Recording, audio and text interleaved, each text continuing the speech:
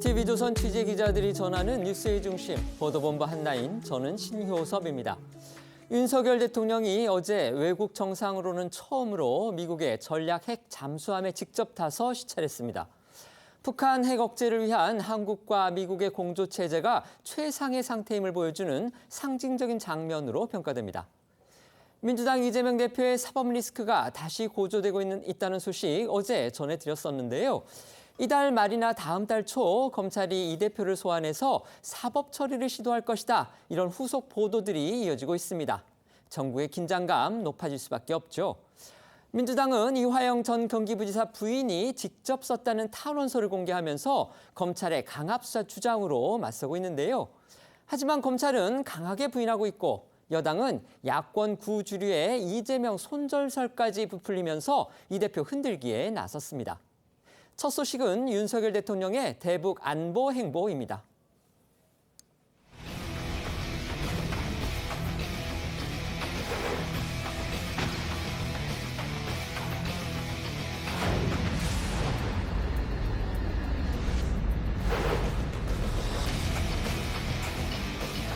우방국 대통령으로서는 제가 처음으로 SSBN을 방문하게 된 것으로 알고 있습니다.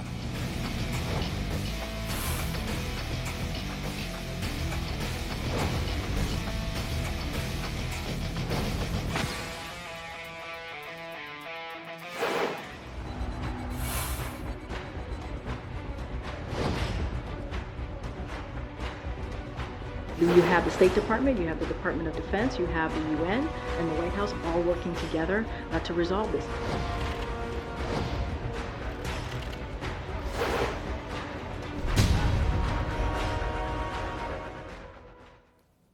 미국 전략 핵 잠수함의 부산 입항, 또 그에 대한 북한의 미사일 발사 도발, 거기에 미국 병사의 월북 사건이라는 돌발 변수까지 더해지면서 한반도 정세에 다시 시선이 쏠리고 있습니다. 이런 상황에서 어제 윤석열 대통령이 외국 정상으로는 처음으로 미국의 전략 핵 잠수함을 시찰했습니다. 그렇습니다. 어제 오후 윤석열 대통령이 부산 해군 작전사령부 기지에 입항한 미군 전략 핵 잠수함 켄터키함을 직접 시찰했습니다. 어제도 전해드렸지만 이 켄터키함은 미국의 오하이오급 핵추진 탄도 유도탄 잠수함으로 이틀 전 한미 핵협의그룹 NCG 첫 번째 회의에 맞춰서 부산 작전기지에 입항을 했습니다. 북한은 바로 다음 날인 어제 새벽 동해상으로 단거리 탄도미사일 2발을 발사했죠. 그리고 약 12시간 뒤에 윤 대통령이 직접 이 켄터키함에 오른 겁니다. 부인 김건희 여사와 함께 켄터키함 내부를 둘러본 윤 대통령은 미국의 가장 중요한 핵 전략 자산을 직접 눈으로 보니 안심이 된다고 했고요. 또 연설을 통해서는 로버트리함이 1981년 진해에 온 뒤 42년 만에 켄터키함이 부산 작전기지에 전개됐다며 이번 켄터키함의 전개는 확장 억제 실행력을 강화하기 위한 한미 양국의 의지를 잘 보여주고 있다고 말했습니다. 윤 대통령의 켄터키함 시찰, 아무래도 이 북한 핵 그리고 미사일 도발에 대한 한미 양국의 강력한 억제 의지, 또 대북 경고 메시지, 이걸 내보인 것으로 해석이 됩니다. 네, 특히 앞서 말씀하신 것처럼 이 우방국을 포함한 외국 정상이 이 미국 핵 잠수함을 직접 방문한 것은 이번이 처음이란 점에서 의미가 더 크다고 할 수 있는데요. 이에 대해 대통령실은 이 굳건한 한미 동맹을 기반으로 이 힘에 의한 평화를 구현하고자 하는 윤 대통령의 의지가 계획됐다고 강조를 했습니다. 윤 대통령의 의지로 계획이 됐다고 강조를 했습니다. 윤 대통령은 이 한미연합사령관 안내로 이 잠수함 내부 지휘 통제실과 미사일 통제실 그리고 미사일 저장고 등을 둘러보고 이 켄터키함 함장으로부터 핵 잠수함 능력에 대해 보고를 받기도 했습니다. 또 방명록에는 이 막강 대한민국 해군 글로벌 안보 협력의 초석이라는 글을 남겼는데요. 윤 대통령의 시찰 모습 영상으로 보고 오시겠습니다.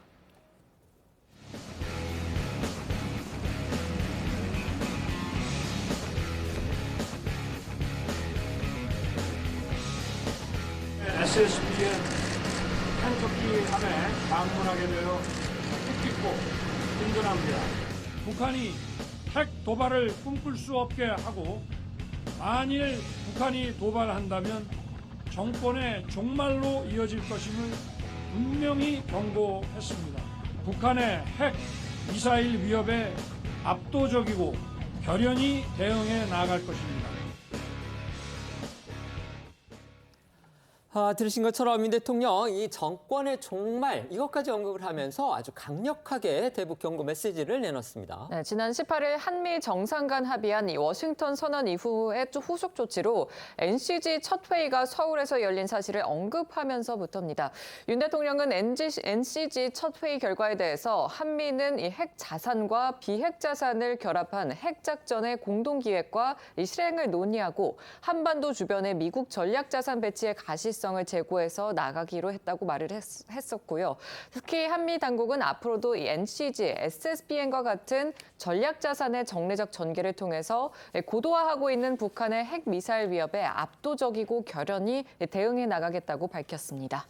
북한 역시 도발 수위를 높일 거다 이런 관측들 나오고 있는데요. 어제 발사한 그 미사일만 해도요. 이 방향만 부산 쪽으로 틀었다면 이 켄터키함을 직접 맞출 수도 있었다. 지금 이런 분석이 나왔습니다. 네, 어제 새벽 북한이 평양 순안 일대에서 동해상으로 발사한 이 단거리 탄도미사일 2발은 550여 킬로미터를 날아서 동해 공해상에 탄착했습니다.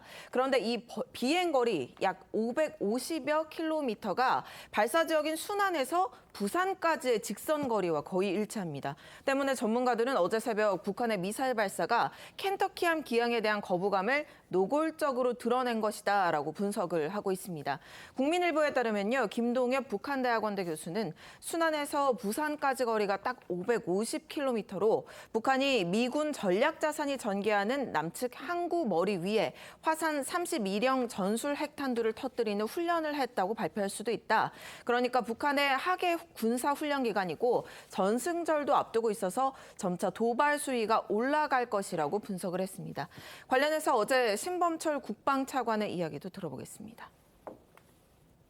비밀리에 기동해서 언제 미사일을 발사할지도 모르는 정말 그런 어마어마한 무기체계인데 그런 것들을 북한이 잘 알고 있기 때문에 오늘 새벽에 또 단거리 미사일 도발을 하지 않았나 싶고요. 그런 방식으로 위협을 가하려 하고 있지만 한미 동맹이 견고화되고 있는 그 속도나 내용은 북한의 위협을 넘어선다 이렇게 말씀드릴 수 있겠습니다.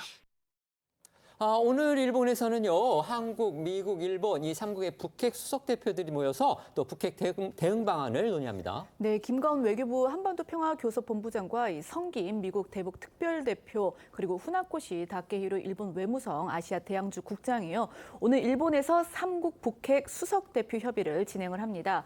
한미일 북핵 수석 대표의 대면 협의는 지난 4월 이 서울에서 열린 이후 약 석 달 만인데요. 최근 한반도 정세 평가를 공유를 하고 이 대응책을 모색할 계획으로 전해집니다. 특히 북한이 지난 12일이죠. 이 고체 연료를 사용한 대륙간 탄도미사일 화성 18형을 발사한 데 이어서 어제 단거리 탄도미사일을 발사하는 등 이 도발을 이어가는 상황에 대한 규탄 메시지, 그리고 이 유엔 안보보장 이사회가 이 무기력한 그런 상황에서 이 3국 간 대북 공조를 강화하고 북한 핵 미사일 개발의 새로운 돈줄로 지목이 되는 이 불법 사이버 활동 차단을 위한 그런 협의도 진행이 될 것으로 보입니다. 네, 여기에 오늘 대통령실은 한미일 3국 정상회의 소식도 전했습니다. 8월 중 미국에서 이 한미일 정상이 만나서 북핵 대응을 위한 협력 방안이 논의될 예정이라는 건데요. 네, 대통령실은 구체적인 날짜와 장소는 3국 간의 조율을 거쳐서 빠른 시일 내에 발표할 예정이다 이렇게 밝혔지만 언론 보도 등을 통해서 내달 18일에 미국 워싱턴 DC 인근의 미 대통령 별장이죠. 캠프 데이비드로 결정된 것으로 전해지고 있습니다. 외신이 이렇게 구체적인 내용을 보도를 했는데요. 한국과 미국, 일본의 그 3국 정상이 다자 회의를 계기로 만나는 거, 그건 뭐 지금까지 종종 있어 왔죠. 그런데 그런 형식이 아니고 이처럼 별도로 3명이 단독 정상회의를 갖는 거, 이건 또 처음 있는 일이라고 합니다. 맞습니다. 윤 대통령과 조 바이든 미국 대통령, 기시다 후미오 일본 총리가 3국 회담만을 위에 모이는 거는 이번이 처음입니다. 알려진 대로 미국 대통령 별장인 캠프 데이비드에서 이 회의가 개최된다면 바이든 대통령이 취임 이후로 이 외국 정상을 이곳에 초대하는 첫 사례라고 합니다. 일본 요미우리 신문은 한미일 정상이 이번 정상회담에서 북한에 대한 억지력 향상을 비롯해서 3국의 협력 강화 방침을 확인할 것으로 보인다고 전했는데요. 3국 정상의 개인적 신뢰관계를 심화하고 이를 중국을 포함한 국제사회에 알리려는 의도가 있는 것으로 보인다라고 분석을 했습니다. 관련해서 지난 5월 국무회의에서 윤 대통령의 발언 들어보겠습니다. 이번 G7 회의를 계기로 바이든 대통령, 기시다 총리와 한미일 안보 협력의 강화에 대해서 그 필요성을 재확인하고 다시 지속적인 논의를 해 나가기로 했습니다.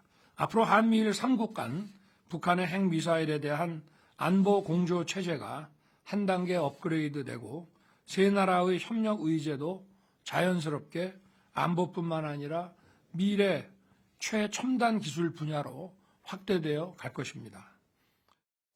이처럼 한미일 3국이 북핵 대응을 위해서 공조하는 데 속도를 내는 가운데서요. 이 미군의 월북 사건, 어제 그제 이뤄진 사건인데 이 사건이 과연 북미 관계에 어떤 영향을 미칠지 이것도 주목을 받고 있습니다. 북한 아직까지는 이 사건에 대해서 침묵하고 있는 그런 상황이죠. 네, 미 백악관이 판문점에서 무단으로 월북한 주한미군 트래비스 킹 이병과 그 관련해서 북한 측이 연락을 취했지만 아직까지 답을 받지 못했다고 밝혔습니다.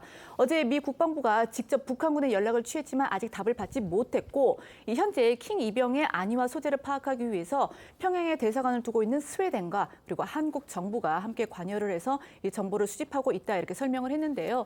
그러면서 미 백악관 대변인은 킹 이병을 무사히 송환하기 위해서 이 모든 조치를 다할 것이다 이렇게 강조를 했습니다. 다만 이 바이든 대통령은 이번 사안과 관련한 이 취재진의 질문에 무응답으로 일관하고 있는 것으로 전해집니다. 어제 백악관 대변인의 브리핑 잠시 들어보시죠. The White House, the Department of Defense, the State Department, and also the UN are all working together to ascertain more information and resolve the situation, which is our primary concern at this time is ascertaining clearly the well-being of this individual. 어제 전해드렸던 것처럼 이 월북한 미군 킹 이병은 지난해 10월 폭행 사건으로 출동한 순찰차를 파손해서 현행범으로 체포가 됐다가 벌금 500만 원을 선고받은 바 있는 것으로 확인이 됐습니다. 그런데 이 벌금 500만 원을 납입하지 않았고요. 결국 48일간 노역장에 유치됐었다고 합니다. 당시 재판부는 벌금을 내지 않는 경우 일당을 10만 원으로 환산해서 노역장에 유치한다고 판결을 했고 킹 이병은 외국인 전담 수용시설인 천안교도소에서 지난 5월 24일부터 지난 10일까지 노역을 하고 석방된 것으로 알려졌습니다.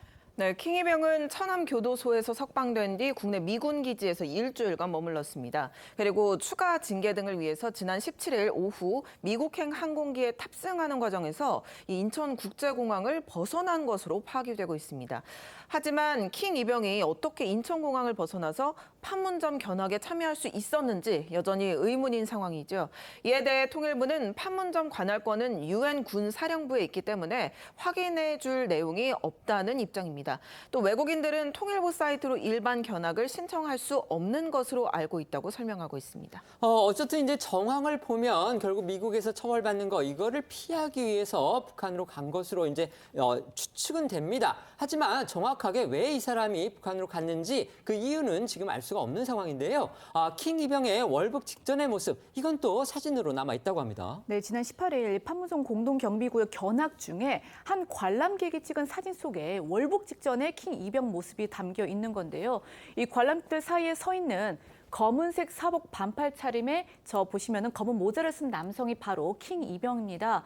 이 관람객의 증언에 따르면 킹 이병은 사진이 촬영되고 조금 뒤 저 사진 왼쪽에 북한 구역을 향해서 전속력으로 뛰어갔다고 하고요. 이후 상황을 파악한 군인들이 소리를 치면서 킹을 뒤쫓았지만 이 모습을 감춘 것으로 전해집니다. 당시 상황을 목격한 관람객의 이야기 직접 들어보시겠습니다. There was a guy dressed in black running very, very fast towards sort of in a curved line towards the North Korean border. Maybe he has a friend who's filming it for TikTok. And then he didn't stop, and then at about that time, one of the American soldiers shouted, "Get him!" and the 네, 이번 사건에 대해 북한 외교관 출신 탈북 인사들은 북한 측의 호재가 될 것이다 이런 진단을 내놓고 있습니다. 콩고 주재 북한 대사관 1등 서기관 출신인 고영환 전 국가안전보전략연구원 부원장은 자유아시아 방송을 통해서 북한이 미군을 김정은 노동당 총비서 우상화를 위한 이 대내 선전에 활용하고 미국의 대북 지원을 끌어내기 위한 지렛대로 활용할 가능성이 있다면서 북한이 미 병사를 하루빨리 보내겠다는 기조는 모습은 보이지 않을 것이며 상황을 보면서 또 미군의 몸값을 높이기 위한 작업들을 계속 해나갈 것이라고 예상했습니다. 또 영국 주재 북한 대사관 공사 출신이죠. 이 태영호 국민의힘 의원은 월북한 미군이 장기적으로는 북한에게 골칫덩어리라고 평가를 하면서도 북한이 한미 핵 협의 그룹의 첫 회의가 열리고 미 전략 핵 잠수함이 방한한 날에 미군의 체면을 구길 수 있는 이 호재를 만났다고 기뻐할 것이라고 분석을 했습니다. 군사 안보 전문가이기도 한 김종대 전 정의당 의원의 이야기도 들어보시죠. 북한이 제일 황당한 사태예요, 지금. 북한이 왜요? 아니, 남측에서 누가 저렇게 병사가 뛰어오는 건 처음 봤거든요. 그러니까 당황한 거는 북한이라고요. 전례가 없다. 예, 이렇게 얘기할 것이고. 그러면은 미국하고 범죄인 송환 협정도 체결돼 있지 않을 거고. 이거 뭔가 황당한 사태가 벌어졌다. 이랬는데, 예, 일단은 코로나 후유증이 완전히 끝나지 않은 북한에서는 예. 한편으로는 두려울 겁니다. 이것도 무슨 병이라도 없는 거 아닌가 이런 생각도 할 것이고. 그러나 생각을 바꿔서 보면 이런 복덩어리도 없어요. 한반도 위기 또 한반도 안보 뭐 이런 상황에 대해서 지금 다시 시선이 쏠리고 있는 가운데서 두 가지 주목할 만한 뉴스가 나왔습니다. 하나는 어제 일인데요. 윤석열 대통령이 미국의 핵 잠함에 직접 타고 시찰을 한 바로 그 일이었고요. 그게 이제 그러니까 미국으로서는 우방국 정상 가운데 처음이었다고 합니다. 두 번째는 오는 8월에 한국과 미국, 일본 이 세 나라의 정상이 미국에서 회담을 갔는데 그 장소가 미국 대통령들의 이제 휴양지라고 할 수 있는 캠프 데이비드가 될 것 같다. 이런 외신 보도가 나왔습니다. 이 역시 이 삼국의 공조를 상징하는 굉장히 중요한 장면이다. 이런 평가가 나오고 있습니다. 이 두 뉴스에 대해서 평론가분들은 어떻게 생각하시는지 의견 여쭤보겠습니다. 먼저 말씀해 주시죠. 문재인 정부 5년 동안 사실 한반도 상황, 안보 상황을 관리하는 거에 그 주요 키워드는 평화였습니다. 그러니까 북한과의 대화를 통해서 그리고 미국과 북한 간의 대화를 주선함으로써 한반도의 평화를 관리한다는 거였는데 결과적으로 보면 다 실패했죠. 하노이 노딜 이후에 미국과 북한은 별도의 접촉이 거의 없었고 오히려 적대성만 더 강화한 것 아니냐 이렇게 돼 있는데 자 그래서 이제 정권 교체가 되고 난 뒤에 윤석열 정부는 저는 이 두 가지의 이벤트를 관통하고 있는 키워드가 있다고 봅니다.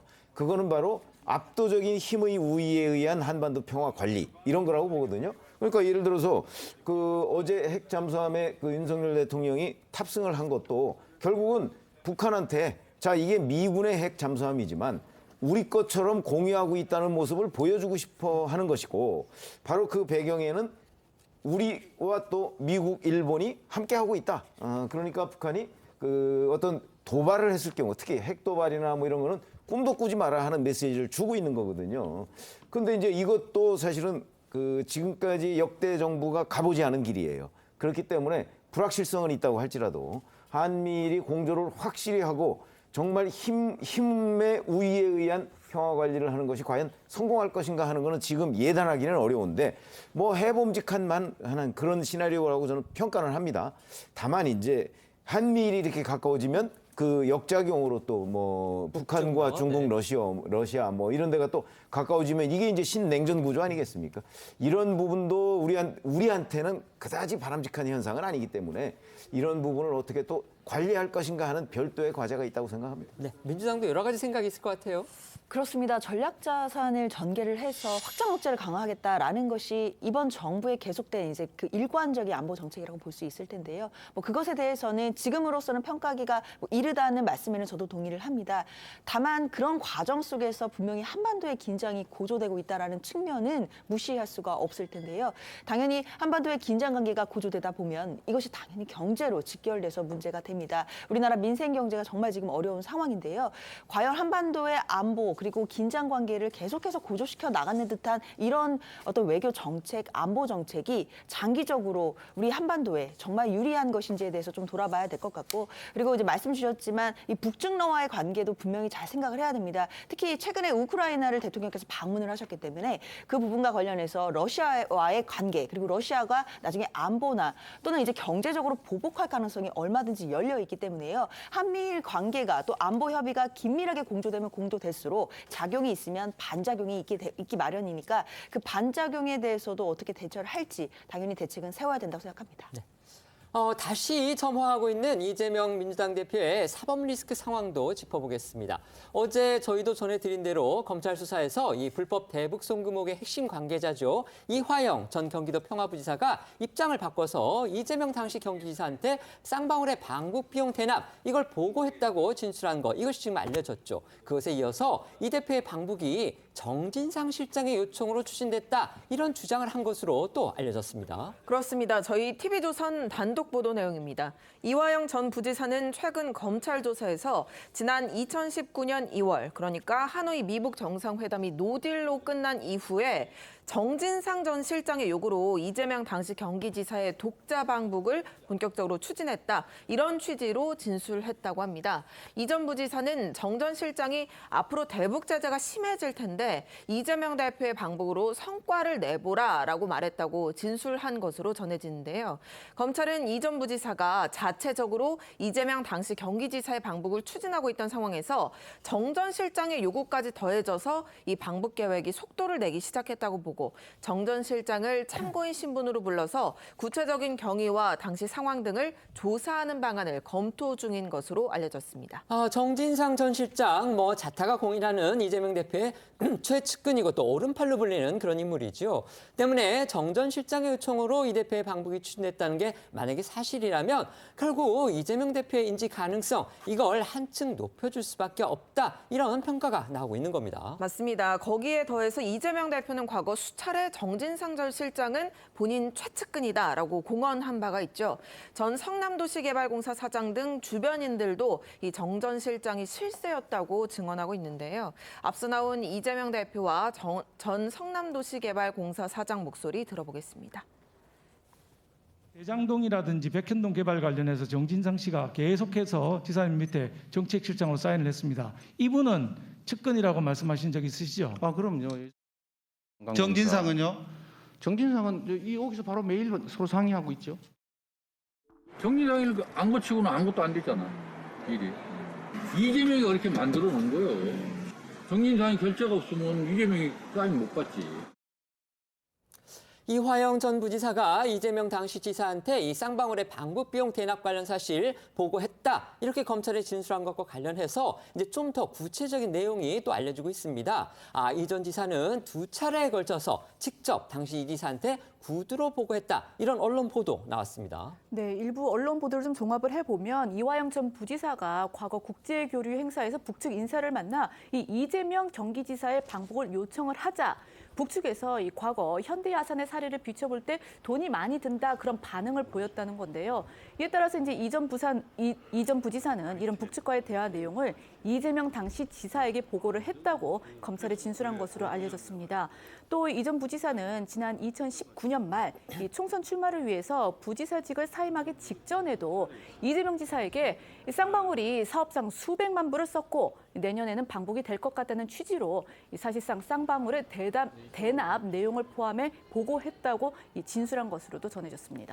이화영 전 부지사의 이렇게 바뀐 진술들이 만약에 사실이다. 그렇다면 이재명 대표가 불법 대북 송금 상황을 일부라도 알았는지 여기에 관심이 집중될 수밖에 없습니다. 이제 관심은 검찰이 이런 부분들을 규명하기 위해서 이 대표를 언제, 어떻게, 또 어떤 강도로 수사할지 바로 이 부분입니다. 맞습니다. 법조계에서는 이화영 전 부지사가 모든 의혹을 전면 부인하던 입장을 바꿔서 본인의 혐의는 물론이고 이 대표의 관여 여부에 대한 진술까지 내놓기 시작한 만큼 검찰이 불법 대북 송금 사건 수사에서 사실상 마지막 퍼즐 조각을 맞췄다 이런 평가들이 나오고 있습니다. 일부 언론들은 검찰이 이달 말 또는 이 다음 달 초쯤에 이재명 대표를 피의자 신분으로 직접 불러서 조사할 방침인 것으로 알려졌다고 보도했습니다. 이재명 대표가 이제 소환 조사까지 만약에 이루어지면 이제 관례상 검찰 영장을 청구하든지 어쨌든 사법 처리를 시도할 가능성이 상당히 커지는 건데요. 그렇게 될 경우 이 대표한테는 과연 어떤 혐의가 적용되느냐 이 부분도 궁금합니다. 네, 검찰이 이재명 대표에게 적용을 검토 중인 혐의는 제3자 뇌물죄로 알려지고 있습니다. 공무원이 직무에 관해 부정한 청탁을 받고 본인이 아닌 제3자에게 뇌물을 제공하게 되면 성립됩니다. 검찰은 쌍방울이 북한에 돈을 대납한 대가로 경기도의 대북 사업권 등을 약속받은 것으로 보고 그동안 김성태 전 쌍방울 회장이나 관계자들의 증언을 통해서 이 구속 요건 대부분에 대한 증거를 이미 확보한 상태로 전해졌고요. 그동안은 다만 이화영 전 부지사가 모르쇠로 일관을 했기 때문에 이재명 대표에게까지는 향하지 못했는데 수사를 이제는 정점인 이재명 대표를 본격적으로 겨눌 것으로 보입니다. 예상대로 이른바 7말 8초 이 시기에 이 대표에 대한 소환 조사가 이루어지고 이후에 검찰이 이 대표의 사법 처리에 나설 경우에 그렇다면 또 그 시기는 언제가 될지 이것도 관심을 모으고 있습니다. 만약에 검찰이 이 대표의 신병 확보까지 시도를 한다면 그렇다면 국회 회기 동안에 체포동의안이 제출될지 이 부분이 관심사인데요. 이 대표가 지난 국회 대표연설에서 이 나에 대한 체포동의안이 또 제출되면 불체포 특권 포기하겠다 이렇게 선언을 했기 때문에 더욱 귀추가 주목되는 겁니다. 그렇죠. 이재명 대표가 국회 연설에서 이 불체포 특권을 누리지 않겠다 이렇게 선언을 하긴 했지만 민주당 차원에서는 정당한 영장 청구라는 전제를 달아서 이 불체포 특권 포기를 결의를 했기 때문에 꼼수라는 그런 비판까지 나오고 있는 상황입니다. 그러니까 이런 상황에서 만약 검찰이 국회 회기 기간 이 대표의 신병 확보를 시도할 경우 그간 이 대표를 향한 이 검찰 수사를 정치 탄압으로 규정해왔던 민주당이 과연 이 체포동의안 표결에서 어떤 스택을 할지 그게 이제 주목이 되고 있는 겁니다. 물론 이제 아직 검찰 소환 조사도 이루어지지 않았기 때문에 이 상태에서 이제 좀 이른 얘기일 수도 있습니다. 하지만 검찰이 이미 다른 혐의로 제1야당 대표인 이재명 대표에 대해서 구속영장을 청구한 전례가 있고요. 또 검찰의 그간 수사 태도에 비춰보면 이 대표에게서 범죄 혐의를 분명하게 발견한다면 결국 영장 청구는 충분히 예상할 수 있는 수순으로 그렇게 저희가 볼 수 있습니다. 때문에 저희가 이런 논의도 지금 하고 있는 겁니다. 네, 관련해서 일부 언론들은 이 검찰이 체포동의안 표결을 거치지 않고 이 법원 영장 실질 심사로 직행하기 위해서 이 국회 휴회기인 그게 이제 이달 29일에서 다음 달 15일인데 그 사이에 이 대표에 대해서 구속영장을 청구할 가능성도 있다 이렇게 보도를 했습니다. 반면 민주당 안에서는 이 그간 검찰의 행태를 볼 때 국회 회기 기간에 이 구속영장 청구를 강행할 것이다 이런 주장이 나오기도 했는데요. 관련해서 앞서 이 불체포 특권 포기를 선언했던 이 대표 목소리 들어보고 이 오늘 나온 민주당 이원욱 의원의 발언도 들어보시겠습니다. 저에 대한 정치 수사에 대해서 불체포 권리를 포기하겠습니다. 10번 아니라 100번이라도 응하겠습니다. 구속영장을 청구하면 제 발로 출석해서 영장 실질 심사 받고 검찰의 무도함을 밝히겠습니다. 근데 제가 볼 때는 지금의 검찰의 한동훈 검찰의 하는 행태를 보면은 저것들 휴회 기간에 들어오지는 않을 것 같아요. 체포영장 청구서를 동의서를 이제 내면서 민주당 의원들의 또 한 번 시험의 잣대에 오르게 하지 않을까라고 생각하고 있습니다. 대북 송금 의혹이 이렇게 이재명 대표를 직접 향하고 있다 이런 언론 보도들 이어지고 있는데 주목되는 건 검찰이 또 이를 부인하고 있지는 않다는 겁니다. 이제 이렇게 되니까 이재명 대표하고 민주당의 반발도 역시 상대적으로 더욱 거세지고 있습니다. 네, 어제 저희도 전해드린 대로 이재명 대표는 이화영 전 부지사가 대북 송금 관련 진술을 바꿨다는 보도 내용에 대해서 검찰이 수사를 해야 하는데 정치를 하고 있다고 했습니다. 사실상 검찰이 자신을 망신 주고 여론몰이를 하기 위해서 언론에 잘못된 수사 내용을 흘리고 있다 이런 말로 들리는데 이어 민주당은 검찰의 조작이라는 취지로 반박을 하고 나섰고요. 검찰이 허위 사실을 외부에 흘려서 여론 재판을 하고 있다면서 수사 검사에 대한 공수처 고발도 예고하고 나섰습니다. 친명계 좌장으로 불리는 정성호 의원은 오늘 한 라디오 인터뷰에서 이재명 대표는 엄격한 법률가라며 불법적인 대가를 지급하고 방법을 추진했을 리가 없다고 이 대표를 적극 엄호했습니다. 어제 나온 이재명 대표의 목소리와 오늘 나온 이 정성호 의원의 목소리 이어서 들어보겠습니다. 이화영 부지사가 대표님의 대북 송금을 보고했다라는 진술이 나왔다는 얘기죠. 검찰이 수사를 해야 되는데 자꾸 정치를 하고 있는 것 같습니다. 경기도지사가 그 비밀리에 방북을 추진한다. 더군다나 대가를 주고서 그건 불가능하다고 보고 있습니다.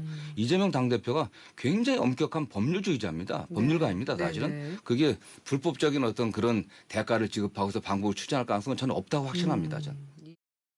민주당은 이화영 전 부지사의 이 부인이 직접 썼다 이런 탄원서까지 공개를 했습니다. 그러면서 검찰이 이 전 부지사에 대해서 강압 수사를 하고 있다 이렇게 주장합니다.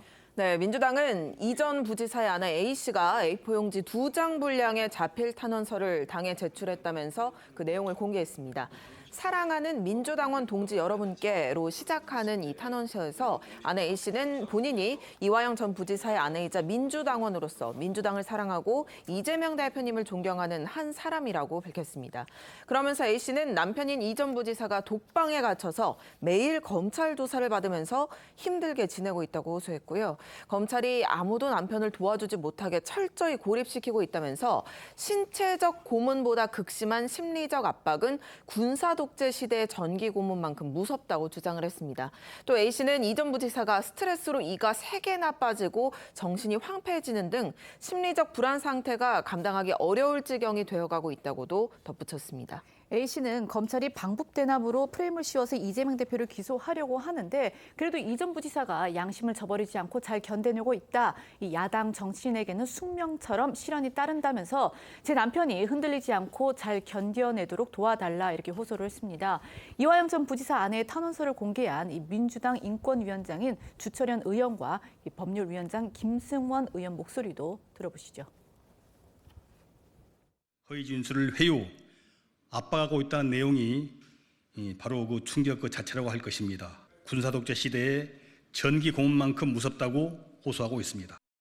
검찰의 조작된 증언과 압박에 따른 스트레스로 이화영 전 부지사의 치아가 이미 3개나 빠졌답니다.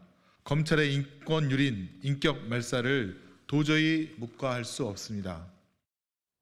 또 친명계 안민석 의원은요, 오늘 한 라디오 인터뷰에서 자신이 최근 이화영 전 부지사 면회를 갔었다고 밝히면서 이 전 부지사 아내의 말이 정말인지 빠른 시일 내에 다시 면회를 가야겠다라고 밝혔고요. 정말로 강압적인 상황이 있었다면 용납할 수 없다 이렇게 목소리를 높이기도 했습니다. 검찰은 이 같은 탄원서 내용에 대해서 곧바로 반박하고 나섰습니다. 맞습니다. 수원지검 수사팀은 이 전 부지사 수사 과정과 관련해서 사실과 다르게 근거 없이 왜곡된 주장이 제기되는 점을 유감으로 생각한다고 밝혔습니다. 그러면서 검찰은 이 전 부지사가 지난 2022년 9월 28일에 구속된 이후에 최근까지 배우자 등 가족과 지인이 또 50회 이상 면회를 했고 국회의원들과도 7회 정도 특별 면회를 했으며 또 구치소에서 180회 변호인을 접견했고 선임된 변호인만 17명에 이른다고 강조했습니다. 이어 구치소 독거 수용은 또 규정에 따른 것으로 이 전 부지사가 구치소 측에 의의를 제기한 바도 없고 또 검찰이 독거실 수용에 관여한 바도 없다고 덧붙였습니다. 앞서 이 전 부지사의 아내가 탄원서를 통해 남편인 이 전 부지사가 독방에 갇혀서 고립된 채 심리적 압박을 받고 있다고 주장한 것을 바로 정면 반박한 것으로 보입니다. 이처럼 대북 송금 의혹이 이재명 대표를 직접 향해 가고 있는 이런 상황에 대해서 이 국민의힘에서는 어떤 목소리들이 나오고 있습니까? 네, 국민의힘은요, 이화영 전 부지사의 검찰 진술을 통해서 이재명 대표가 대북 송금 의혹에 연루돼 있음이 드러났다라고 강조하고 있습니다. 대북 송금 의혹은 개인 비리와는 차원이 다른 반국가적 행위라고 비판을 했습니다. 김기현 대표는 손바닥으로 가린다고 해도 진실이 가려지겠냐면서 진실은 드러나게 돼 있다고 평가하기도 했는데요. 국민의힘 목소리 이어서 들어보겠습니다. 우리 상식적으로 생각해보면 뭐 뻔한 것 아니겠습니까? 삼척정다도 다 알 수 있는 사실을 손바닥으로 가린다고 해서 가려질 수 있겠습니까? 저는 진실은 어떤 경우에도 드러날 수밖에 없다고 생각합니다. 대북 송금 사건은 지금까지 밝혀진 이재명 대표의 개인 비리와는 차원이 다른 반국가적 행위입니다. 이재명 대표는 정당한 영장 청구 시라는 셀프 심사를 이유로 방탄 뒤에 숨어서는 안 됩니다. 국민의힘에서는 이해찬계로 분류되는 이화영 전 부지사가 저렇게 입장을 바꾼 것으로 알려지니까 결국 이해찬계에서 이재명 대표를 손절한 것으로 봐야 한다. 이런 주장이 또 나왔습니다. 네, 하태경 의원의 주장입니다. 하 의원은 오늘 한 라디오 인터뷰에서 이화영 전 부지사는 이해찬 전 대표와 거의 일심동체로 움직인다고 본다면서 이런 이 전 부지사가 입장을 바꾼 건 이해찬 전 대표는 물론 더 나아가 이해찬계라는 민주당의 전통적인 주류 세력이 이 대표를 손절한 것이라고 분석을 했습니다. 하 의원 목소리도 들어보겠습니다. 왜냐하면 이해찬, 이화영 두 사람 관계를 민주당 사람들은 알거든요. 예. 거의 뭐 일심동체처럼 움직인다.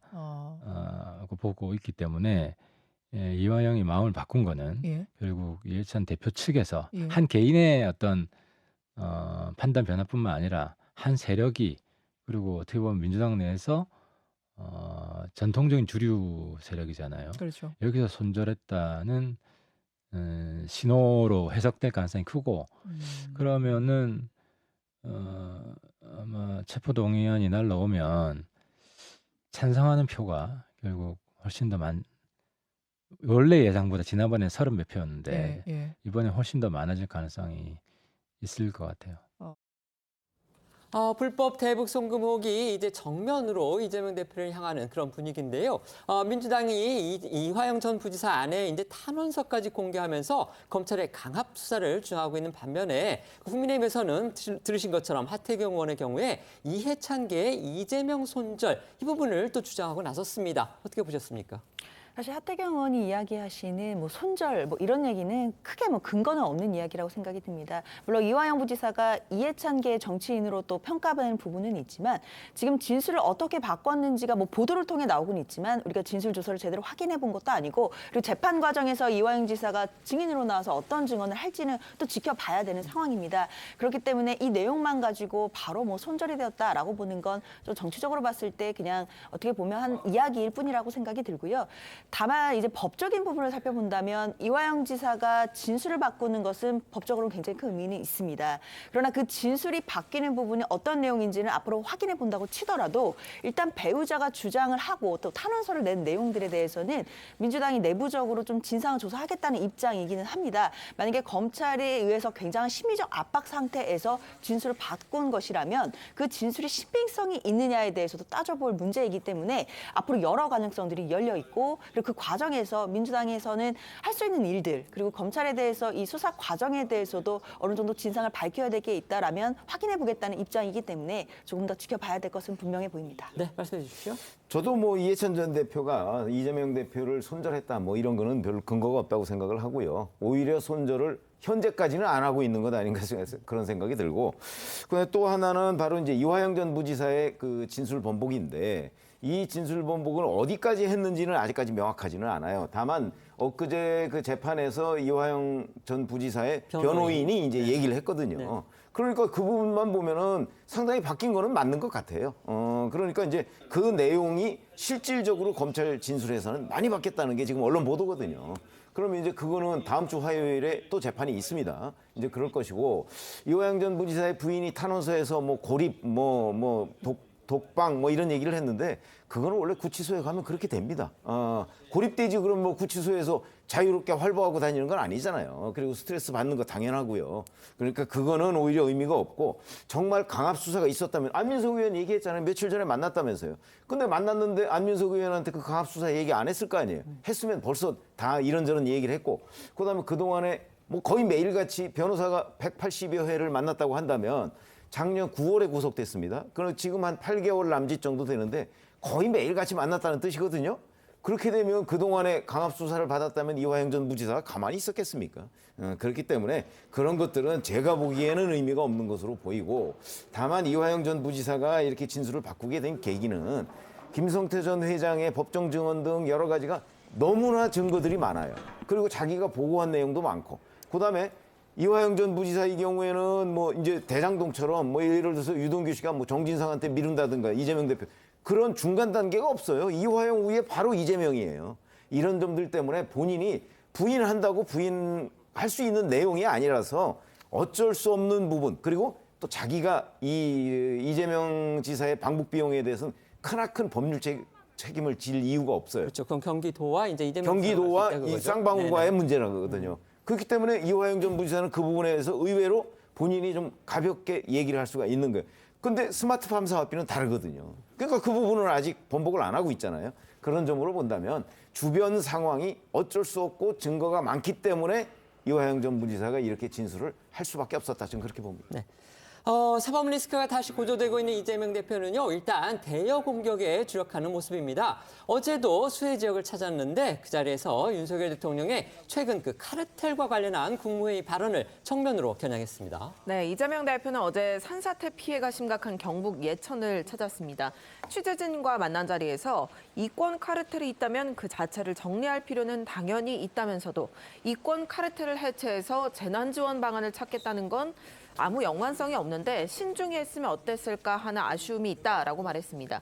그러니까 앞서 윤석열 대통령이 18일 국무회의에서 이권 카르텔, 부패 카르텔에 대한 보조금을 전부 폐지하고 그 재원으로 수해 복구와 피해 보전에 재정을 투입해야 한다라고 지시한 걸 겨냥한 겁니다. 윤 대통령과 어제 이재명 대표의 발언 직접 들어보겠습니다. 이권 카르텔, 부패 카르텔에 대한 보조금을 전부 폐지하고 그 재원으로 수해 복구와 피해 보전에 재정을 투입해야 됩니다.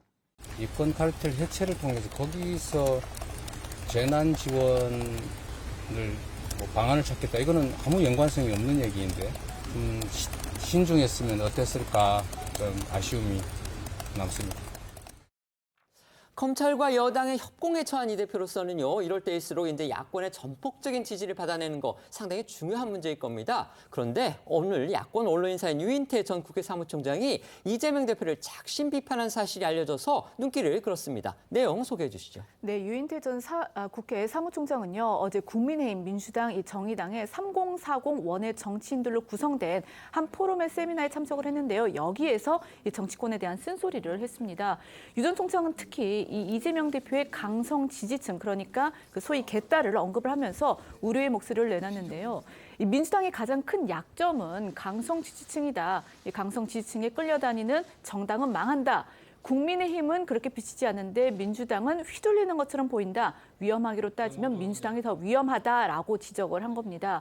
유 전 총장은 특히 이 선거의 얼굴을 바꾸는 게 민주당의 카드라고 말하면서 이게 이제 파장을 불러일으켰는데요. 민주당이 내년 총선에서 이기려면 결국 이 이재명 대표의 교체도 생각해야 한다. 그런 취지로 해석이 됐기 때문입니다.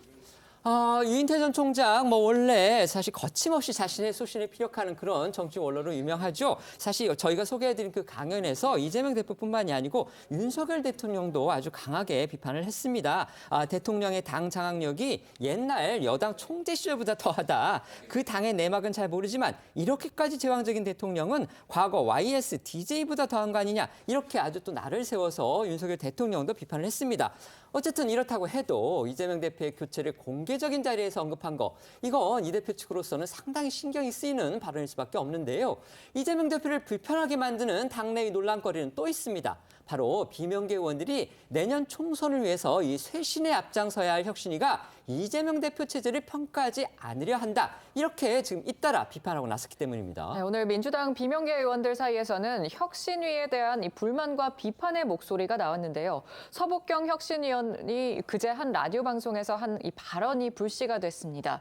서 의원의 이야기 먼저 듣고 오시겠습니다. 이재명 대표의 권력을 강화하기 위한 거 아니냐, 이런 시각이신 것 같습니다.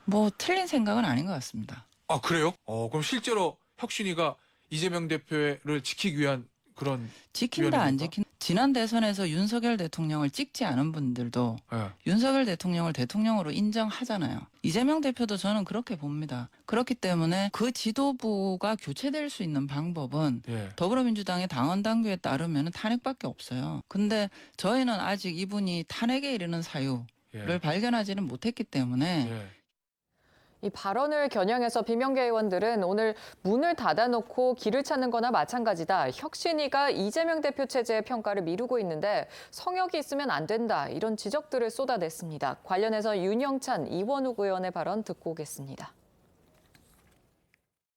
이재명 지키기 혁신이 아니자는 말에 틀린 얘기 아니다 이렇게 이야기를 해버리면 혁신위가 이 혁신을 할 게 없죠. 사실은 문을 닫아놓고 길을 찾는 거나 마찬가지라고 저는 생각을 합니다. 누가 이재명 대표 탄핵하라고 저 용어를 처음 들어봤고요. 탄핵하라고 한 적 없고 지도부 눈치 보기로는 혁신 불가능하죠. 성역이 있으면 안 됩니다. 김은경 혁신위원장이 오늘 한 라디오에 나와서 한 얘기도 눈길을 끌었습니다. 내용 소개해 주시죠. 네, 김은경 위원장은 오늘 한 라디오 방송에서 당내에 목소리를 내는 여러 사람들이 있다. 굉장히 지나칠 정도로 자유롭게 보인다. 개인 정치를 하기 위해 툭툭 튀어나오는 언어가 어느 수위를 넘어서 분열을 조장하는 경우들도 있다라고 말을 했습니다. 또 그런 것들이 국민의힘보다는 민주당이 훨씬 더 민주적인 방식으로 진행되는 것 같다고 말을 했습니다. 하지만 최근 유쾌한 결별이라는 표현으로 민주당의 분당 가능성을 시사한 이상민 의원의 발언에 대해서는 유쾌하게 들리지 않았다고 비판을 했습니다. 근본적인 대안이 있는 게 아니고 특정인을 상대로 해서 깎아내리려고 하는 의도가 있어 보인다고 말을 한 겁니다. 그런데 김은경 위원장이요, 어제 이 당내 초선 의원들과 간담회를 가졌는데요. 그 이후에 이 초선 의원들을 향해서 또 혹평을 했다고 합니다. 이건 또 어떻게 된 일입니까? 네, 김은경 위원장은 어제 민주당 초선 모임인 더민초 이 소속 의원 8명과 간담회를 가졌는데요. 이 자리에서 초선 의원들은 김 위원장에게 특정 인물을 저격하는 발언은 삼가해 달라라고 요청을 했다고 하죠. 하지만 김은경 위원장은 오늘 그 한 라디오 인터뷰에서 이 전날 만난 초선 의원들을 두고 이렇게 비유를 했습니다. 자신이 코로나19 이전에 가르쳤던 학생과 그 이후에 가르쳤던 학생들을 이렇게 비교해 봤을 때 코로나 세대의 학생들의 이 학력 저하가 심각하게 나타났는데 이 초선 의원들이 그 현상과 비슷하다면서 소통이 잘 안 된다. 이 재선이나 다선 의원들과 현격한 차이가 많이 있다. 이렇게 혹평을 한 겁니다. 직접 들어보시죠. 사실은 이제 기억에 썩 남는 거는 사실 좀 없었고요. 네. 그 전에 가르쳤던 학생과 코로나 시대를 겪었던 학생들의 차이가 분명히 있더라고요. 일단 그들은 학력 저하가 심각했어요. 초선이 코로나 때 딱 그 초선들이신 거예요. 그래서 소통이 잘 안 되시는 느낌이 들었어요. 물론 김은경 위원장 교수시죠. 저 얘기를 듣고서 학생들도 기분이 어떨지 저희가 궁금하고, 그다음에 초선 의원들은 또 어떤 생각을 하고 있는지 솔직히 궁금합니다. 반응 나오면 저희가 또 전해드리겠는데, 이 민주당 혁신위가 2호 쇄신과제로 생각한다는 이 꼼수 탈당, 이것과 관련이 있는 사람이죠. 바로 가상자산 논란으로 탈당한 김남국 의원인데요. 김 의원이 국회 상임위 시간에요, 무려 200회가 넘는 코인 거래를 한 것으로 밝혀져서 지금 논란이 되고 있습니다. 네, 국회 윤리자문위에 따르면 김남국 의원은 국회 상임위나 상임위 소위 도중에 최소 200번 넘게 코인 거래를 한 것으로 저희 어제 TV조선이 단독 보도를 했습니다. 앞서 김 의원은 자문위에 출석을 해서 상임위 도중 코인 거래를 한 것은 두세 차례 정도다라고 해명을 했죠. 자문위는 김 의원이 제출한 가상화폐 거래 내역을 살펴본 결과 상임위 진행 시간에 200번 이상 거래한 정황이 담긴 사실을 파악을 했습니다. 자문위는 김남국 의원이 국회 본회의 도중 거래한 것까지 더하면 그 거래 횟수는 그 이상 수백 번이 넘을 것으로 판단을 하고 있습니다. 좀 더 구체적으로 살펴보면요. 김 의원은 지난해 5월 한동훈 법무부 장관 인사청문회에서도 수차례 이 코인 거래를 한 정황이 밝혀졌습니다. 당시 한 장관 딸의 학업 관련 의혹을 추궁하는 과정에서 이 모 교수를 친인척 관계인 이모로 해석해서 논란이 일었던 것 다 기억을 하실 겁니다. 그 당시에도 김 의원의 전자지갑에서 코인 거래가 이뤄진 것으로 지금 밝혀진 겁니다. 그때 영상 다시 보겠습니다. 이 논문을 일저자로 썼습니다. 이모하고 같이. 누구와 같이 썼다고요? 이모하고요. 이모. 제 딸이요? 그렇습니다. 정말 2시간 자고 열심히 준비했다라고 했는데 그날 마음이 아플 정도로 마음이 급하기도 하고 뭐가 이렇게 잘못 보였나 실수를 해서 국민 여러분께 너무나 송구한 마음이고요. 직업이 뭐냐고 하면 국회의원이라고 그러는데 직만 붙들고 있지 업을 없이 여겨요. 그 이모 발언한 거 있잖아요. 그것도 나중에 보니까 원래 그 방에서 준비한 질문지가 아니었던 것 같아요. 다른 의원 질문지를 받아가지고 한 것 같아요. 그 정도로. 예. 그 정도로 어처구니가 없었다 지금 그런 말. 코인 거래 횟수뿐만이 아니고요. 이 거래 총액 역시 상당한 금액으로 파악됐다고 합니다. 네, 자문위는 김 의원이 제출한 이 거래 내역을 토대로 해서 지난 2021년 말 코인을 팔아 현금화한 금액만 약 99억 원에 이르는 것으로 파악을 했다고 합니다. 자문위가 파악한 거래는 주로 코인 거래소 빗썸과 업비트를 통해 이뤄진 이 위믹스 코인 거래로 이른바 이 잡코인에 대한 그 거래 자료는 확보하지 못한 것으로 알려졌는데요. 앞서 김남국 의원은 지난 5월 이 상임위 시간에 거래한 것은 잘못을 했다면서도 너무 소액이고 몇천 원 정도 수준이라고 해명을 하기도 했었습니다. 관련해서 김남국 의원의 과거 영상 잠시 보시겠습니다. 이게 상임위 시간 내냐, 시간 외냐 이걸 떠나서 너무나 제가 잘못한 일이라고 생각이 됩니다. 금액은 0.99개인가 0. 몇 개라고 해서 이게 너무 소액이어서 이제 정확하게 기억을 못 하고 있고. 액수가 예. 이 정도 되면 얼마나 되는 거예요? 몇천 원 정도 몇천 원이요? 수준입니다. 네. 몇천 원 예. 거래예요 이게 지금? 네. 그 시간대? 예. 그래서 이제 납득이 잘 안 가는데. 네, 결국에는 이 최종 조사 결과에선 김 의원의 거래 횟수와 금액 모두 이 1차 잠정 집계치보다 더 늘어날 가능성이 있는 것으로도 전해졌는데요. 자문위는 오늘 오후 6시 반에 회의를 열고 김남국 의원에 대한 징계 수위를 결정할 예정입니다. 김 의원에 대한 징계 수위는 30일 이내에 출석 정지 또는 제명과 같은 중징계가 될 것으로 예상되고 있습니다. 이런 가운데서요, 이 보좌관을 성추행한 혐의로 재판에 넘겨진 무소속 박완주 의원, 그러니까 민주당에서 제명된 의원입니다. 박 의원의 혐의 사실이 또 구체적으로 지금 알려졌는데 그 내용이 또 공분을 자아내고 있습니다. 네, 앞서 저희도 전해드린 바 있는데요. 검찰은 지난 4일 민주당에서 제명된 무소속 신분인 박완주 의원을 강제추행치상, 직권남용, 명예훼손 등으로 불구속 기소를 했죠. 박 의원은 2021년 12월 보좌관 A씨를 피해자 강제추행하고 외상 후 스트레스 장애 등 상해를 입게 한 혐의를 받고 있는데 연합뉴스 등 언론을 통해 알려진 박 의원의 이 공소장에 따르면요. 박 의원은 2021년 12월 9일 피해자인 보좌관 A씨 그리고 비서와 함께 저녁 식사를 한 후 노래주점으로 향했는데 이 안에서 이 박 의원이 비서에게 잠시 나가 있으라라고 한 뒤 보좌관 A씨에게 부적절한 신체 접속을 하면서 이 추행한 내용이 담겨 있다고 합니다. A씨는 당시 박 의원을 밀어내며 강하게 거부를 했지만 이 박 의원은 지속해서 성관계를 요구하는 발언을 여러 차례 한 것으로도 검찰은 파악을 했다고 하는데요.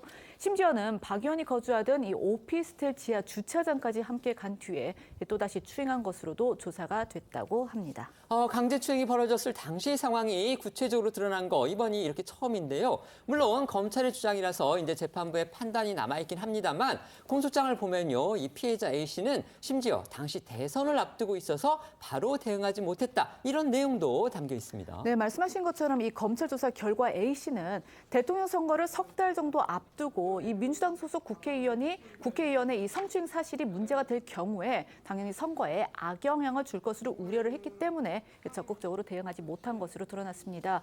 특히 박 의원은 당시 민주당 정책위의장으로서 이재명 대선 후보 이 선거대책위원회 정책본부장을 맡고 있기도 했었습니다.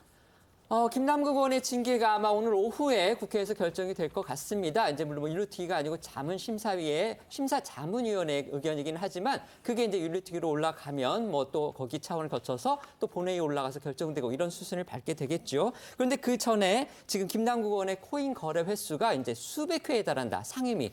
본회의까지 합치면 그것보다 더 많을 것이다. 지금 이런 사실 나오고 있고요. 그다음에 액수의 실체가 현금화한 것만 90억이 넘는다. 지금 이런 얘기가 나왔습니다. 어떻게 보셨습니까?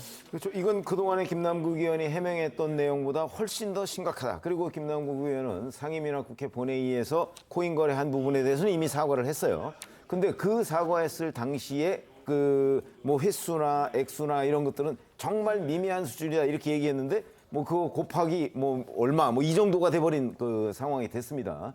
그러면 이제 김남국 의원의 입장이 다시 한번 나와야 되고 그러나 기본적으로 이제 윤리자문위원회에서는 김남국 의원이 이 부분에 대해서 사과를 했기 때문에 이게 정상 참작의 사유는 될 것 같아요. 그러니까 아마 뭐 중징계라도 뭐 제명하고 사실 30일 이상 출석 정지는 그 중간에 엄청난 차이가 있거든요. 땅 차이죠. 네. 그래서 이게 너무 뭐 제도 자체가 좀 잘못된 것 아닌가 싶은 생각도 드는데 어쨌든 간에 본인이 사과를 했기 때문에 이게 뭐 그렇게 제명까지 가는 상황이 될까? 저는 좀 의문이긴 합니다. 네, 말씀해 주십시오. 사실 그 윤리자문위원회가 바라보는 시각 중에는 여러 가지 혐의가 있겠지만 특히 상임위 시간에 거래한 부분, 그다음에 뭐 미공개 정보를 이용했다는 그런 의혹이라든지 자금 출처에 대한 의혹 이런 부분들도 다 폭넓게 들여다봤을 거라고 생각이 듭니다. 그러나 일단 자문위라는 그 기구의 한계상 뭐 미공개 정보를 이용한 부분이라든지 자금 출처라든지 이런 부분은 수사기관에서 이미 확인을 하고 있기 때문에 그 부분은 제대로 규명이 어려운 부분들이 있을 겁니다. 다만 상임위 시간에 거래를 했던 부분에 대해서는 당연히 본인도 사과를 했지만 국회의원으로서의 본분에도 어긋나는 것이기 때문에 그 부분에 집중해서 징계가 나올 가능성이 높다라고 보이고요. 그 과정에서 사과를 한 부분은 분명히 참작이 되겠지만 그렇다고 하더라도 국민의 눈높이의 차원이 또 있기 때문에 자문위가 고민이 깊을 것으로 생각이 듭니다. 네. 국민의힘의 상황도 살펴보겠습니다. 어제 저희도 잠시 전해드렸었는데 지난 주말 집중호우로 전국에서 많은 인명피해가 발생한 가운데서도 이 골프를 쳐서 비판을 받았던 홍준표 대구시장 결국 사과했습니다. 네, 홍준표 시장이 본인에 대한 징계 절차 개시 여부를 논의할 당 윤리위 회의를 하루 앞둔 어제 이른바 포구 골프 논란이 불거진 지 나흘 만에 고개를 숙였습니다. 홍 시장은 주말 일정인데다 재난대응 매뉴얼도 어기지 않았지만 수해로 상처 입은 국민과 당원에게 심려를 끼쳤다고 사과했습니다. 주말에 골프를 친 건 부적절하지 않다던 기존 입장에서도 한 발 물러나서 국민 정서를 충분히 고려하지 못했다고 재차 사과했습니다. 홍 시장의 지난 발언과 함께 어제의 모습도 보겠습니다. 좀 부적절한 처신이었다라는 비판에 대해서 좀 시장님 어떻게 보세요? 부적절하지 않았습니다. 전국적으로 수해가 우려되는 상황에서 부적절했다는 지적은 겸허하게 받아들입니다. 당시 상황을 설명하는 과정에서 국민 정서를 충분히 고려하지 못한 점도 송구스럽게 생각합니다. 심려를 끼쳐 드린 점에 대해서 다시 한번 사과 말씀드립니다. 정말 며칠 전에 비해서 이제 거의 완전히 바뀌었다. 이렇게 저희가 볼 수밖에 없는데, 여기에는 아무래도 이제 당 안팎의 여론이 자신한테 불리하게 돌아가고 있다. 이 부분을 깨달았기 때문 이렇게 봐야 되겠죠. 네, 특히 신속하게 추진되고 있는 이 당 차원의 징계 기류가 홍 시장에 부담이 됐을 거다라는 분석이 나오고 있는데요. 실제로 국민의힘 내에서는요, 이 2006년 홍문종 전 의원, 당시에는 경기도당 위원장이었죠. 이 홍 전 의원이 수해 골프 파문으로 이 당에서 제명된 사례까지 언급을 하면서 이 전방위적 압박에 나서기도 했고요. 또 이 국민의힘 윤리 규칙에도 자연재해 등으로 국민의 슬픔에 잠겨 있을 때 골프와 유흥, 횡의 등을 하지 않도록 못 받고 있기도 합니다. 홍 시장이 이렇게 태도를 바꿔서 사과를 하긴 했지만 당내에서는 시기가 늦었다 이런 이제 목소리도 나오고 있는데요. 당초 눈높이에 맞게 질문하라고 이 어깃장을 놓는 대신에 일찍 사과를 했었더라면 상황이 달라졌을 것이다라는 지적이 나오고 있습니다. 국민의힘의 윤리위원회는 오늘 오후에 회의를 열어서 이 홍 시장 징계 절차에 착수할지를 결정한다고 합니다. 홍 시장의 사과가 참작은 되겠지만 당내에서는 어떤 형식으로든 제재가 이루어질 것이다. 이런 전망이 우세하다고 합니다. 그렇습니다. 홍 시장의 뒤늦은 사과가 전혀 의미가 없진 않겠지만 그렇다고 징계 자체를 무산시킬지는 좀 의문이다 이런 지적인데요. 오늘 한 라디오에 나온 이양수 원내수석 부대표는 당 윤리위원들의 분위기는 상당히 엄중한 분위기라고 전하면서 이번 사건 같은 경우엔 징계가 아예 안 나온다는 것은 또 어려울 것 같다고 말을 했습니다. 목소리 듣고 오겠습니다. 기본적으로 자연재해 대형 사건 이럴 때는 뭐 오락성 행사, 유흥, 골프 등 이런 것들이 자제돼야 됩니다. 이런 것들이 우리 당헌 당규에도 있어요. 이거 당인으로서 좀 잘못된 행위를 한 것이다라는 그런 생각이 들고요. 국민 눈높이에 맞지 않는 행동을 했을 때는 바로 반성하는 자세를 보여야 되는데 그런 것들을 못한 것이 상당히 경험 많고 연륜 있는 정치인인데 너무나 좀 안타깝고 저희 당으로서도 좀 곤혹스러운 그런 입장입니다. 징계가 안 나올 수도 있고요. 징계가 나올 수도 있고 그건 윤리위원회에서 심사를 한 경우가 이제 경우에 따라 달라지는데 뭐 이번 사건 같은 경우에 징계가 아예 안 나온다는 것은 뭐 좀 어려울 것 같고요. 징계가 이루어진다면 이제 수위가 어떻게 될지 이게 관심을 모으고 있는데 홍 시장이 어떻든 당 대표의 대선 후보까지 지냈고요. 또 현직 여당 핵심 지지 지역의 지자체장이기 때문에 어떤 제재를 받느냐에 따라서 홍 시장의 차기 대권 행보 등에 미칠 파장 적지 않을 것으로 보입니다. 이런데 하태경 의원 경우에는요. 중징계는 그래도 안 갈 것이다. 이렇게 또 예상을 했습니다. 네, 하태경 의원은 오늘 한 라디오 인터뷰에서 홍 시장의 경우 과거 홍문종 전 의원이 수해 당시 골프를 쳤다가 제명당했을 때와는 상황이 좀 다르다 이렇게 설명했습니다. 골프를 불온시하는 정치 문화는 시대에 맞게 바뀌어야 한다는 또 주장도 했습니다.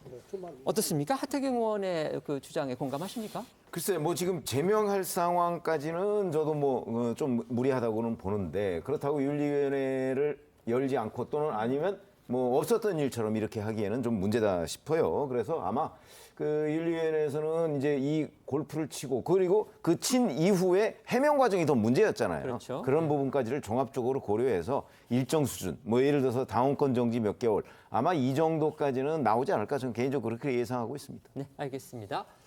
지금부터는 오늘 하루 놓치면 안 될 핫한 뉴스를 모아 전해드리는 어쩌다 이런 일이 코너로 이어가겠습니다.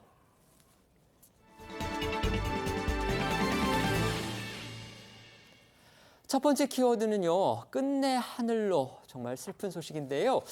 실종자 수색 작업에 나섰다가 급류에 휩쓸렸던 해병대원이 결국 숨진 채 발견됐다. 이런 소식 전해졌습니다. 무사 생활을 간절히 바랐던 만큼 정말 안타까움, 슬픔 클 수밖에 없습니다. 그렇습니다. 앞서 해병대 A 해병은 어제 오전 9시쯤 경북 예천에서 실종자를 수색하다가 급류에 휩쓸리면서 실종이 됐습니다. 함께 물에 빠졌던 대원 2명은 수영을 해서 빠져나왔지만 A씨는 곧바로 나오지 못한 것으로 전해집니다. 수색 당국은 이 A 해병을 찾기 위해서 어제 낮부터 실종된 하천 일대에서 그물망을 설치해서 수색을 진행해 왔는데요. 야간 수색 중에 이 적외선 드론이 A 해병을 찾아내면서 실종 14시간 만에 발견이 됐지만 이미 심정지 상태였습니다. 숨진 A 해병은 이 자정을 넘긴 오늘 새벽 12시 45분쯤에 태극기에 덮인 채 해병대 헬기에 실려서 해군 포항병원으로 옮겨졌습니다. 전우들은 하늘로 오르는 해병대 헬기를 향해 경례하면서 굳은 표정으로 A 해병의 모습을 지켜봤습니다. 동료 병사들의 아픔도 크겠지만 누구보다도 이 가족들의 슬픔 정말 클 수밖에 없죠. 네, 어젯밤 이 시신으로 발견됐다는 소식을 접한 뒤에 A 해병의 유족들은 정말 한동안 주저앉아 눈물만 흘렸던 것으로 전해졌습니다. 전북 남원에 거주 중인 A 해병의 유족들은 어제 오전 이 실종 소식을 듣자마자 곧장 이 경북 예천으로 달려왔고 내내 이 수색 현장 인근에서 머물러 왔다고 하는데요. 결혼 생활 10년 차에 시험관 시술을 통해 어렵게 얻은 자녀이기 때문에 더욱 간절하게 이 무사 생환을 기다렸던 것으로 전해졌습니다. 이 때문에 A 해병의 실종 소식을 고령의 할머니께는 말도 꺼내지 못한 것으로도 알려졌는데요. A 해병의 어머니는 가지 말라고 말려도 해병대에 자원 입대했던 아들인데 이제 어떻게 살아야 하냐면서 눈물을 흘린 것으로 전해졌습니다. 전북도 소방본부에서 27년을 근무한 소방대원인 A 해병의 아버지는요. 그제 A 해병과의 통화에서 물을 조심하라고 당부를 했다고 합니다.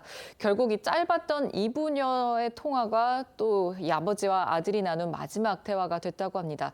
그런가 하면 오랜 기간 소방대원으로 수해 현장을 누벼왔던 A 해병의 아버지는 사고 당시 아들이 구명조끼를 착용하지 않았다는 얘기에 기본적인 안전장비조차 갖추지 않았다며 크게 분노했습니다. 목소리 들어보겠습니다. 구명조끼를 입혔어요. 구명조끼 입혔냐고. 아니 녀석이 불살이 세는데 어저께도 비는 거 아니었는데 왜 구명조끼를 안 입혔냐고요. 왜?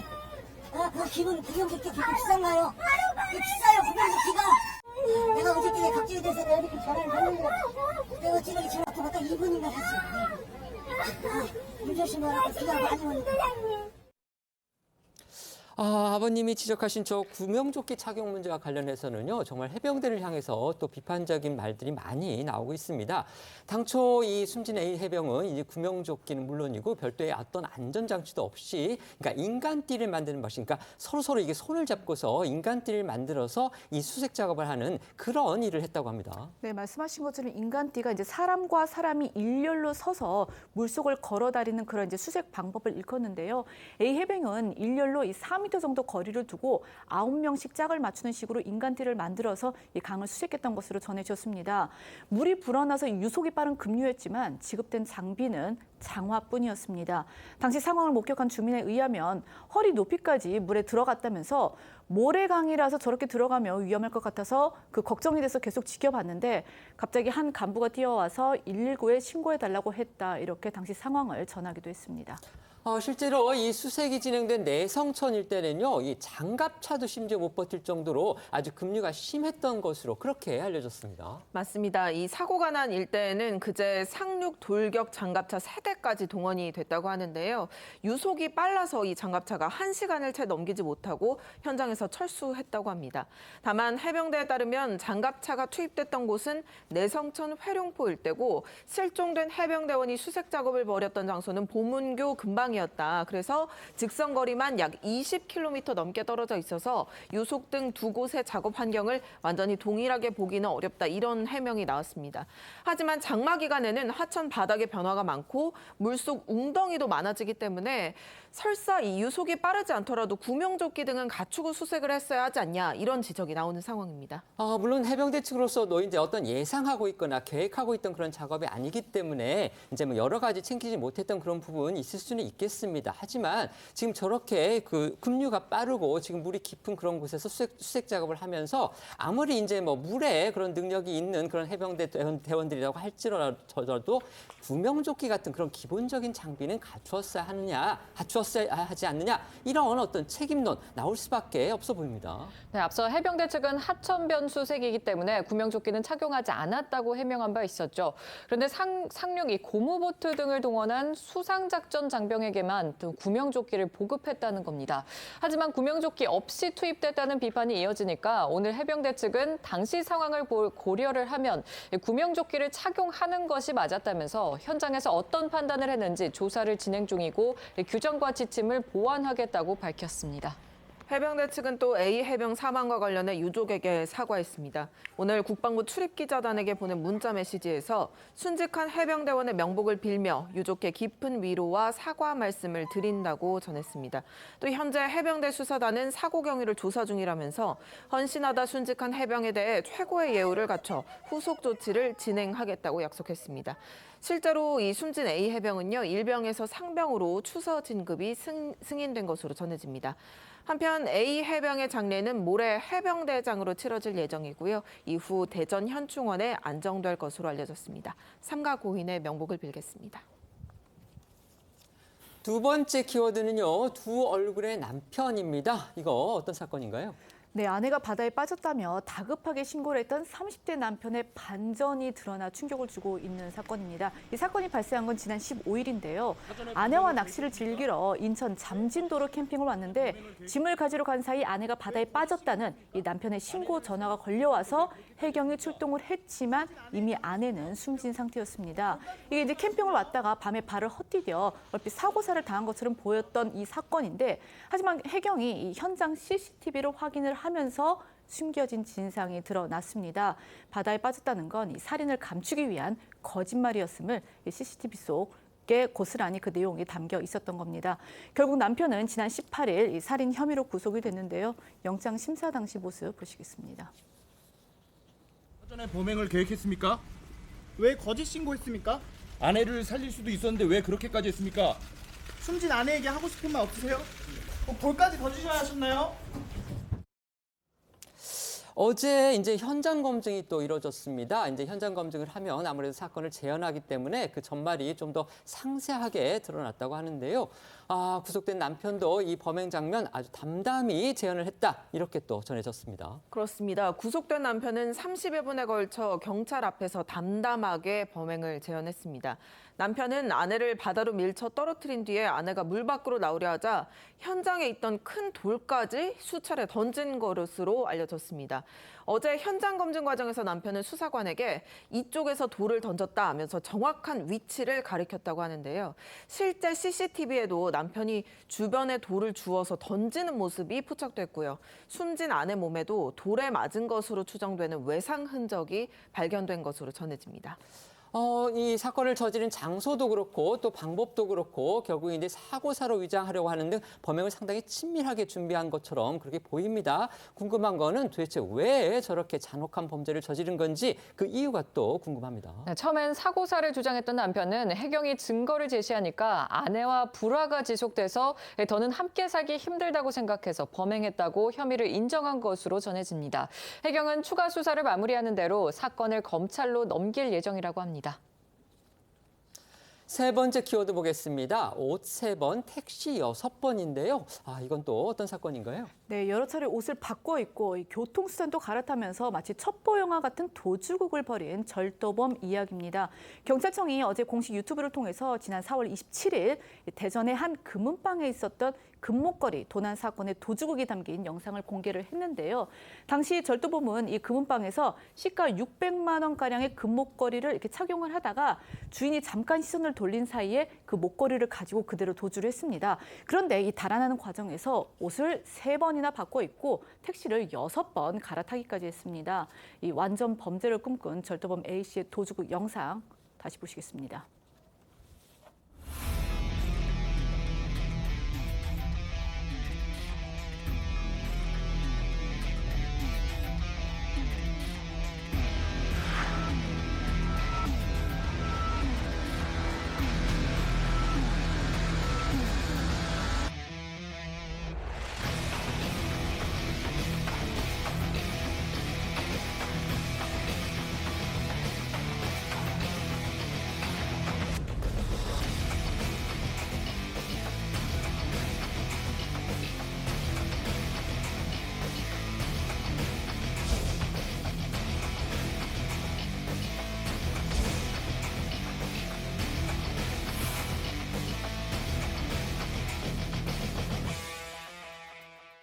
저렇게 정말 공을 들여가면서 도주극을 벌였지만 결국 경찰의 수사망 피해가지도 못했습니다. 그렇습니다. 지금 방금 영상에서 보신 것처럼 저렇게 많은 CCTV를 피하지 못했기 때문입니다.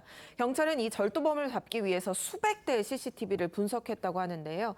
영상으로 보신 것처럼 옷을 3차례 갈아입고 택시를 6번 바꿔 타면서 경찰의 추적을 따돌리려고 했지만 놀랍게도 이동하는 곳마다 절도범이 포착되지 않은 곳이 없었습니다. 훔친 목걸이를 처분하기 위해서 들린 금은방은 물론이고 택시를 타고 이동해 숙박업소에서 옷을 갈아입고 나오는 모습까지 고스란히 이렇게 CCTV에 찍힌 겁니다. 동중 전과로 최근 교도소에서 출소한 절도범은 모텔 등을 전전하다가 돈이 떨어지자 범행을 저지른 것으로 전해집니다. 검찰이 지난 5월 절도 혐의로 구속 송치한 상태입니다. 네, 한편 영상을 본 네티즌들은 CCTV 천국인 대한민국에서 어리석은 짓을 했다. 그 노력으로 다른 일을 하지. 멋진 대한민국 경찰들. 이런 반응을 보였습니다. 이에 경찰은 완전 범죄는 없으며 끝까지 추적해서 검거하겠다고 전했습니다. 저희는 1분 뒤에 다시 돌아오겠습니다.